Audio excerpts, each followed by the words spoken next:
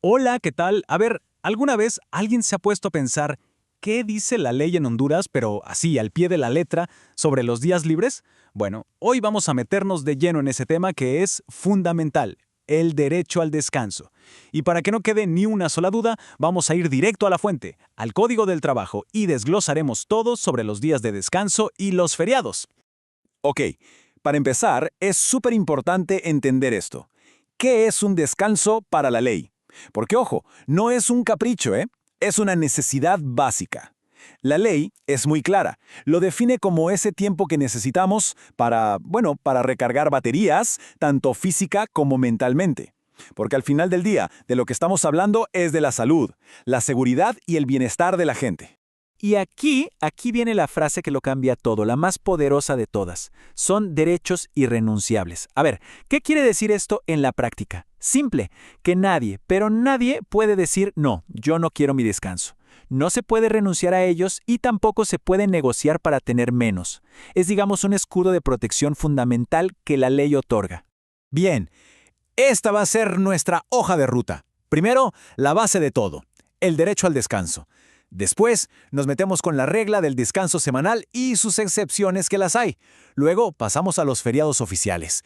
Y cerramos con algo que seguro interesa a muchos, cómo se paga cuando toca trabajar en esos días.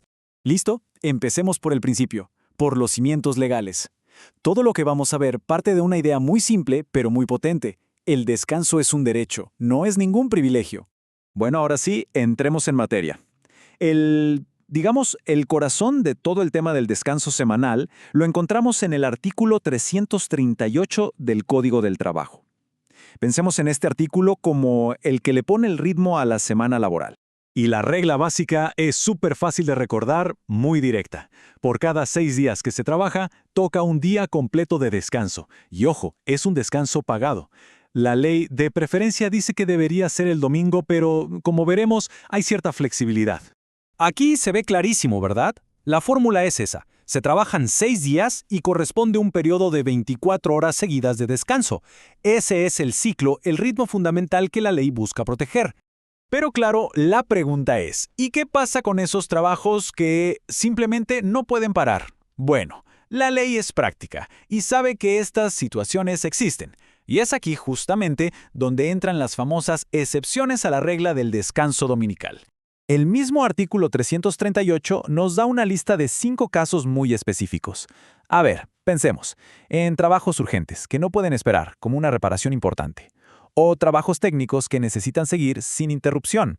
También, claro, los servicios que son vitales para todos, como los hospitales. El trabajo en agricultura y ganadería es otro caso. Y por último, el servicio doméstico y los choferes particulares. Entonces, y esto es importantísimo que quede claro, que a alguien le toque trabajar un domingo por una de estas razones, no significa que pierde su día libre, para nada. Simplemente quiere decir que ese descanso de 24 horas se le tiene que dar en otro día de la semana. El derecho sigue intacto. Y ojo, que hay una protección especial, una línea que no se puede cruzar. Ninguna, pero absolutamente ninguna de estas excepciones aplica para los trabajadores que son menores de 16 años. Para ellos, el descanso del domingo es sagrado, es inamovible. Muy bien, ya vimos el descanso de cada semana. Ahora pasemos a esos otros días especiales que aparecen en el calendario, los feriados, los días de fiesta nacional. Todo esto lo vamos a encontrar en el artículo 339. Y aquí está la lista completa, la oficial. Va desde el 1 de enero, pasando por el Día de las Américas, el Día del Trabajo, hasta llegar a Navidad. Y claro, no podemos olvidar los 3 días clave de la Semana Santa. Lo importante es que todos estos, sin excepción, son días de descanso pagados y obligatorios por ley. Ok, siempre surge la misma duda. ¿Y si 2 feriados caen el mismito día? Bueno, el artículo 339 es súper claro con esto. Dice que el empleador cumple con pagar uno de ellos y ya está. Se cuenta como si fuera un solo día feriado. Y a ver, otra pregunta clave. ¿Cómo se calcula lo que se paga por un feriado que no se trabaja? La ley dice que se paga con el promedio del salario diario de la semana justo anterior. Y ojo, este promedio incluye todo, el salario ordinario y también las horas extra que se hayan hecho. Así de sencillo. Y bueno, llegamos al final, pero a una de las partes que más preguntas genera. ¿Qué pasa con el pago si toca trabajar en un día de descanso o en un feriado? La respuesta está en el artículo 340.